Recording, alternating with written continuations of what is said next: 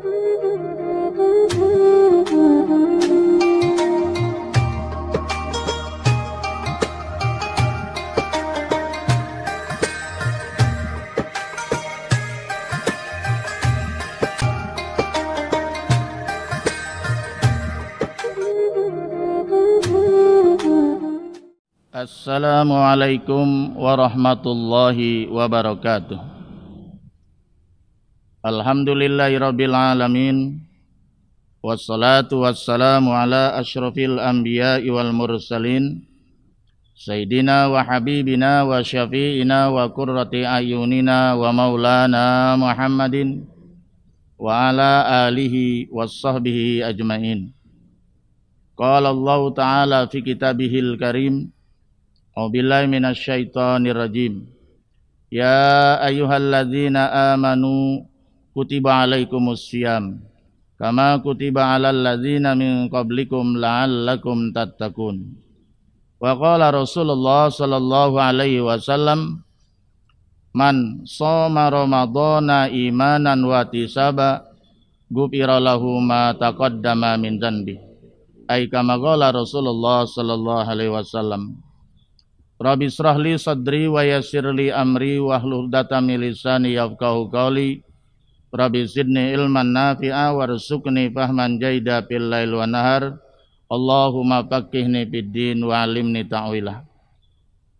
Amma ba'du, para pemirsa An-Nabawi TV, shaimin dan shaimat di mana saja berada rahimakumullah. Marilah kita bersyukur kepada Allah karena sampai saat ini kita masih diberikan kesehatan dan kekuatan lahir dan batin, sehingga kita dapat melaksanakan kewajiban kita sebagai pribadi muslim dan muslimah, yaitu melaksanakan ibadah Ramadan. Mudah-mudahan rangkaian ibadah Ramadan kita, baik yang wajib maupun yang sunnah, yang telah maupun yang sedang kita laksanakan, diterima dan disempurnakan oleh Allah Subhanahu wa taala. Salawat dan salam kita sampaikan kepada baginda Rasul Nabi besar Muhammad sallallahu alaihi wasallam. Mudah-mudahan kita sebagai umatnya senantiasa merujuk kehidupan kita sehari-hari kepada apa yang diteladani oleh Rasulullah sallallahu alaihi wasallam, sehingga kita dapat meraih syafaat Rasulullah sallallahu alaihi wasallam. Amin. Pemirsa An-Nabawi TV di mana saja berada rahimakumullah. Pada saat ini perkenankanlah saya Al-Fakir akan menyampaikan kuliah Ramadan dengan tema hal-hal yang disunahkan bagi orang yang sedang menjalankan ibadah puasa.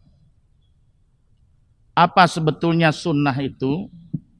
Sunnah dalam pandangan fuqaha berbeda dengan sunnah pandangan muhaddisin. Kalau sunnah berdasarkan muhaddisin dalam ilmu hadis, itu adalah apa-apa yang melekat dan mentradisi pada dirinya Rasulullah sallallahu alaihi wasallam. Misalnya Rasulullah sallallahu alaihi wasallam senantiasa mengerjakan puasa Senin dan Kamis. Berarti puasa Senin dan Kamis adalah sunnahnya Rasulullah sallallahu alaihi wasallam. Tetapi sunnah dalam pandangan fuqaha atau para ahli fikih, sunnah itu adalah ma yusabu ala fa'ilihi wa la yu'aqabu ala tarikihi. Sesuatu apabila dikerjakan maka dia akan mendapat pahala, dan apabila ditinggalkan dia tidak mendapat dosa. Dengan kata lain, yusabu ala fa'ilihi wa la yu'asabu ala tarikihi. Tidak akan mendapat pahala bagi yang menunaikannya dan juga tidak mendapat apa-apa bagi yang meninggalkannya. Itulah sunnah dalam dimensi ilmu fikih. Yang saya maksud sekarang ini akan saya jelaskan adalah pengertian sunnah dalam ilmu fikih. Ibadah sunnah adalah satu hal yang sangat penting sebetulnya dalam rangka menyempurnakan ibadah-ibadah wajib kita. Bahkan dijelaskan dalam satu keterangan di dalam kitab Maraqil al-Ubudiyah. Ini merupakan syarah atau komentar dari matan kitab Hidayah al-Hidayah yang ditulis oleh Abu Hamid al-Ghazali. Di sana jelaskan wala yazalul abdu yataqarrabu, dan tidak ada henti-hentinya seorang hamba itu mendekatkan diri atau yatahabbabu, yaitu mencintai ilayya kepadaku, kata Allah, binawafil, dengan ibadah-ibadah sunnah. Yang dimaksud ibadah nawafil atau ibadah sunnah adalah at-tatawwu min jami'i sunufi al-ibadat, yaitu adalah ibadah sunnah dari segala bentuk-bentuk ibadah. Hatta uhibbuhu, sehingga aku mencintainya, kata Allah. Li'anna alladhi yu'addil farda, karena sesungguhnya orang yang menunaikan ibadah fardu qad yaf'alu khaufan minal uqubah, yaitu terkadang mereka mengerjakan ibadah wajib itu karena ada perasaan takut daripada siksanya Allah Subhanahu wa taala. Ada beban atau keterpaksaan. Kalau dia tidak melaksanakan ibadah wajib itu, maka dia merasa berdosa oleh Allah pada Allah Subhanahu wa taala. Wala yu'addin nawafila, sedangkan orang yang mengerjakan ibadah-ibadah sunnah la yaf'aluha, dia tidak akan mengerjakan ibadah-ibadah sunnah itu illa isaran lil khidmah, kecuali dia adalah mendahulukan berkhidmah kepada Allah Subhanahu wa taala. Itulah keistimewaan daripada ibadah sunnah. Dengan kata lain, bahwa orang yang mengerjakan ibadah sunnah karena didasarkan merasa khidmah atau keikhlasan kepada Allah Subhanahu wa taala. Ma'asyiral muslimin, pemirsa An-Nabawi TV rahimakumullah. Bahkan keistimewaan ibadah sunnah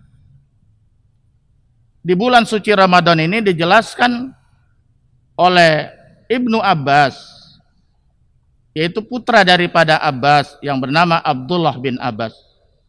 Beliau ditanya tentang masalah kemuliaan daripada bulan dari 12 bulan. Beliau mengatakan bulan yang paling mulia daripada 12 bulan dalam setahun adalah bulan suci Ramadan. Kenapa? Kata beliau, karena salah satu alasan beliau, li'anna sawaba nafli fihi kasawabil fardi. Karena bahwa pahalanya ibadah sunnah di bulan suci Ramadan itu adalah sama dengan ibadah wajib. Sedangkan ibadah wajib dilipat gandakan oleh Allah Subhanahu wa taala kan pahalanya. Ma'asyiral muslimin, pemirsa An-Nabawi rahimakumullah. Oleh karena itu, izinkanlah Al-Fakir akan menguraikan beberapa amalan-amalan sunnah yang seyogianya dikerjakan oleh orang-orang yang sedang melaksanakan ibadah puasa Ramadan. Karena ibadah sunnah ini fungsinya adalah menyempurnakan ibadah-ibadah yang wajib. Dan yang kedua, di bulan suci Ramadan ini ibadah sunnah pahalanya setara dengan ibadah wajib. Dan ini tidak pernah terjadi di bulan yang lain kecuali hanya di bulan Ramadan. Oleh karena itu, marilah kita perbanyak ibadah-ibadah sunnah. Yang pertama, sunanus saum, tentang sunnah-sunnah puasa, yaitu adalah yang pertama ta'jilul fitri, menyegerakan berbuka. Setelah kita yakin betul masuk waktu maghrib. Apabila kita sudah yakin betul-betul masuk waktu maghrib, maka kita dianjurkan segera berbuka puasa, jangan ditunda-tunda. Kalau kita tunda-tunda, maka hukumnya kita tidak mendapat sunnah, pahala sunnah dari Rasulullah SAW yang telah mencontohkannya. Tapi juga jangan sampai keduluan, karena kalau kita keduluan mendahului waktu bulan maghrib walaupun 1 menit, kita sudah berbuka puasa, maka hukumnya batal puasanya hari itu dan kita wajib qada selama 1 hari yang kita batalkan pada saat itu. Kenapa demikian? Karena dalam satu kaidah dijelaskan al-aslu baqa'u makana ala makana. Karena asalnya kita berbuka puasa walaupun kurang 1 menit itu adalah siang. Karena puasa itu adalah siang, bukan malam. Mana yang namanya siang? Min tulu'il fajri ila ghurubis syamsi.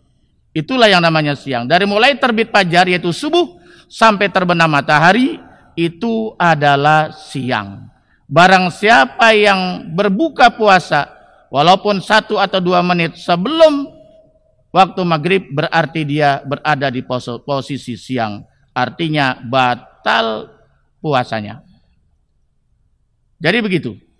Jadi kita dianjurkan kalau sudah yakin betul masuk waktu maghrib maka segeralah berbuka puasa. Jangan ditunda-tunda. Supaya badan kita cepat kuat dan sehat kembali. Dan juga tidak ketinggalan, tidak masbuk melaksanakan sholat maghrib berjamaah. Sebagaimana dijelaskan dari An-Sahil bin Sa'id bin Sa'din, qala Rasulullah sallallahu alaihi wasallam, la yazalun nasu bi khairin. Tidak henti-hentinya manusia berada dalam kebaikan, atau senantiasa manusia itu berada dalam kebaikan. Ma'ajalul fitra, apabila dia itu senantiasa menyegerakan berbuka puasa. Hadis ini diriwayatkan oleh Imam Bukhari dan Muslim. Jadi orang yang berbuka puasa dengan segera atau menyegerakan berbuka puasa sebagaimana dicontohkan oleh Rasulullah, maka pada saat itu dia berada senantiasa dalam kebaikan karena dia menyegerakan berbuka puasa. Yang kedua, sunnah daripada berbuka puasa adalah al-iftar bit tamar wal ma, yaitu berbuka puasa dengan tamar, dengan korma dan dengan beberapa teguk air. Ini kalau kita mengikuti sunnah Rasulullah. Jadi Rasulullah itu kalau berbuka puasa senantiasa dengan korma. Kalau saya kan bukan orang Arab, korma sulit. Saya pikir korma tidak sulit di Indonesia. Apalagi bulan Ramadan, di mana saja korma ada. Kalau kita betul-betul mengikuti sunnah Rasulullah, sebaiknya walaupun hanya 3 butir, kita usahakan berbukalah dengan korma, baru dengan hal-hal yang lain. Tetapi kalau memang sulit kita memperoleh korma tersebut, maka kita bisa dengan hal-hal yang manis, misalnya dengan kolak, dan sebagainya, dan sebagainya. Ini adalah sunnah. Jadi kalau kita tidak mengikuti Rasulullah, kita tidak dapat pahala sunnah. Sebagaimana dijelaskan dalam hadis An Anas, qala kana Nabi sallallahu alaihi wasallam yubtiru ala rubatin. Bahwa ada Rasulullah sallallahu alaihi wasallam itu berbuka puasa itu dengan rutobat. Apa itu rutobat? Yaitu adalah kurma yang mengkel. Qabla ayusalliya, yaitu sebelum dia mengerjakan sholat maghrib. Failam takun rutobatun fa'ala tamaratin. Apabila itu korma mengkel tidak ada, bisa dengan korma yang biasa. Failam takun hasawati min ma. Apabila enggak ada juga, yaitu dengan beberapa teguk air. Inilah saudara-saudara sekalian. Jadi Rasulullah SAW itu berbuka puasa tidak berlebih-lebihan, sangat sederhana sekali. Hanya beberapa butir korma dan beberapa teguk air. Kalau kita, Masya Allah, itu di meja berbuka puasa, apa saja ada bermacam-macam makanan. Kita makan sebanyak-banyaknya, kita minum sebanyak-banyaknya. Masya Allah, ya. Ini sehingga mengakibatkan di saat kita nanti sholat maghrib atau sholat tarawih, kita menjadi kelelahan dan tidak energik. Kenapa? Karena kita tidak mengikuti sunnah Rasulullah Sallallahu Alaihi Wasallam. Selanjutnya yang ketiga yaitu takhirus sahur. Sunnah yang ketiga bagi orang berpuasa adalah takhirus sahur, yaitu mengakhirkan makan sahur. Sebetulnya jam berapa kita idealnya makan sahur? Sebagaimana dicontohkan Rasulullah Sallallahu Alaihi Wasallam bahwa dalam satu keterangan diperkirakan kira-kira membaca 50 ayat Al-Quran.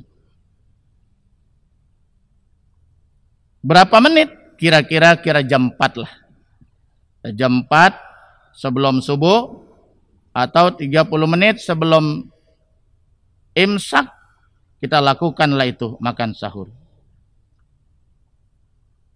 Kenapa? Karena ini adalah tuntunannya Nabi besar Muhammad Sallallahu Alaihi Wasallam, sebagaimana dijelaskan an Anas qala Rasulullah Sallallahu Alaihi Wasallam tasaharu fa inna fi sahur barakah. Rawahu Bukhari wa Muslim. Rasulullah bersabda, bersahurlah kalian semua, karena sesungguhnya di dalam sahur itu mengandung berkah. Apa itu yang dimaksud dengan berkah? Yang pertama adalah kita telah mengikuti sunnah Rasul. Rasulullah itu sahur. Jadi kalau kita nggak sahur walaupun dia kuat, kita tidak mendapat pahala sunnah karena tidak kita mengikuti sunnahnya Rasulullah Sallallahu Alaihi Wasallam. Karena biasanya orang itu kalau bersahur males bangunnya, males makannya. Nah, ini Rasulullah senantiasa dia makan sahur. Yang kedua adalah supaya dia lebih kuat di siang harinya kalau dia makan sahur. Nah, oleh karena itulah Rasulullah SAW mencontohkan sebaiknya sahurnya itu diakhirkan. Ya, bukan nggak boleh sahur jam 2, jam 3, tapi tidak mendapat pahala sunnah. Sunnahnya itu adalah sahur diakhirkan, kira-kira 50 ayat membaca Al-Quran sebelum datangnya subuh. An Abi Dzar qala Rasulullah sallallahu alaihi wasallam, la yazalu ummati bi khairin ma akharru sahur wa ajalul fitrah. Hadis riwayat Imam Ahmad. Senantiasa umatku berada di dalam kebaikan apabila dia mengakhirkan makan sahur dan menyegerakan berbuka puasa. Inilah saudara-saudara sekalian, para pemirsa An-Nabawi TV di mana saja berada. Kemudian yang keempat yaitu it'amu ta'am ala shaim, yaitu memberi makan kepada orang yang sedang berpuasa. Man aftara shaiman, barang siapa yang memberi makan kepada orang yang berpuasa, falahu ajru shaim, maka dia akan mendapat satu pahala orang yang berpuasa itu. Walayan kusumin ajri shaim syai'un, dan dia tidak akan dikurangi pahala puasanya sedikit pun. Hadis riwayat At-Tirmizi. Jadi kalau kita memberi berbuka makan untuk berbuka puasa, satu orang saja kita akan mendapat satu pahala dari orang yang kita beri makan itu. Bagaimana kalau kita bisa memberi makan berbuka puasa 10 orang, kita akan mendapat pahala puasa 10 orang. 11 dengan pahala puasa kita. Subhanallah. Sedangkan satu pahala puasa saja kita tidak tahu berapa jumlahnya pahala puasa itu. Rasulullah SAW sendiri pun dirahasiakan berapa besar pahala puasa itu. Karena puasa adalah termasuk ibadah sirriyah, yaitu adalah ibadah yang rahasia. Karena yang tahu kita puasa atau tidak pada hari itu hanya diri kita dengan Allah Subhanahu wa taala. Oleh karena itu pun pahalanya dirahasiakan oleh Allah Subhanahu wa taala. Nabi besar Muhammad sallallahu alaihi wasallam pun tidak tahu persisnya, karena nanti pahala puasa itu akan diberikan langsung di hadapan Allah Subhanahu wa taala. Oleh karena itu, marilah yang punya kelebihan makan berbuka puasa, kita bagilah tetangga kita, saudara-saudara kita yang sedang berpuasa, kemudian tidak punya persiapan untuk berbuka puasa. Yang selanjutnya adalah kasratus shadaqah fi Ramadan, memperbanyak sedekah di bulan suci Ramadan. Sebagaimana di dalam hadis dijelaskan an Anas, dari Anas kila ditanyakan Rasulullah SAW, ya Rasulullah, wahai Rasulullah, ayu shadaqah abdal, sedekah apa yang paling utama? Kemudian Rasulullah SAW menjawab, qala, yaitu shadaqatun fi Ramadan, sedekah di bulan suci Ramadan. Sedekah itu kapan saja bagus, di bulan apa saja pun bagus, di luar Ramadan bagus, tetapi Nabi banyak memilih bersedekah, menganjurkan di bulan suci Ramadan, karena pahalanya berlipat-lipat ganda. Sebagaimana tadi yang saya jelaskan, ibadah sunnah pahalanya setara dengan yang wajib, sedangkan ibadah wajib pahalanya dilipat gandakan oleh Allah Subhanahu wa taala di bulan suci Ramadan. Ma'asyiral muslimin, pemirsa An-Nabawi TV di mana saja berada. Yang terakhir adalah kasratu zikri wa du'a wa qiraatul Quran. Kemudian yang keenam kita juga dianjurkan yaitu banyak berzikir kepada Allah. Ya, karena orang yang berpuasa itu diamnya saja sama dengan membaca tasbih. Tidurnya saja bernilai ibadah. Bagaimana kalau kita benar-benar membaca tasbih, membaca istighfar, bermacam-macam kalimat-kalimat zikir yang mendekatkan diri kepada Allah kita baca, betapa besar pahalanya. Dan juga kita dianjurkan banyak berdoa kepada Allah Subhanahu wa taala. Kenapa? Karena ada awat mustajabah. Doa-doa yang kita sampaikan di bulan Ramadan insya Allah diijabah oleh Allah Subhanahu wa taala. Dan juga kita dianjurkan banyak membaca Al-Quran. Karena Al-Quran ini adalah manhaj. Al-Quran ini adalah imam kita. Nanti salah satu soal kubur adalah nanti kita akan ditanyakan, wa ma imamuka. Apa imammu di dunia, peganganmu, manhajmu? Yaitu tentunya jawabannya Al-Qur'anu imami. Bagaimana kita akan bisa berimam kepada Al-Quran kalau kita sendiri saja Al-Quran tidak punya? Sementara kita saja tidak pernah memegang Al-Quran. Kita lebih banyak memegang handphone daripada Al-Quran. Kita lebih banyak membuka handphone daripada membuka Al-Quran. Kita lebih banyak membaca handphone daripada membaca Al-Quran. Sedangkan Al-Quran adalah satu amalan yang nanti kelak di akhirat di alam kubur akan menemani kita.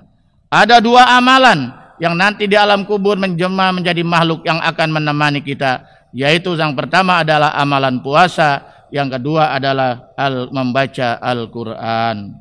Man ja'alal Quran amamah, barang siapa yang menjadikan Al-Quran di depannya, Al-Quran dia baca, Al-Quran dia pahami, Al-Quran dijadikan panduan hidupnya, maka qadahu ilal jannah, maka Al-Quran akan menuntunnya ke surganya Allah Subhanahu wa ta'ala. Tapi sebaliknya, waman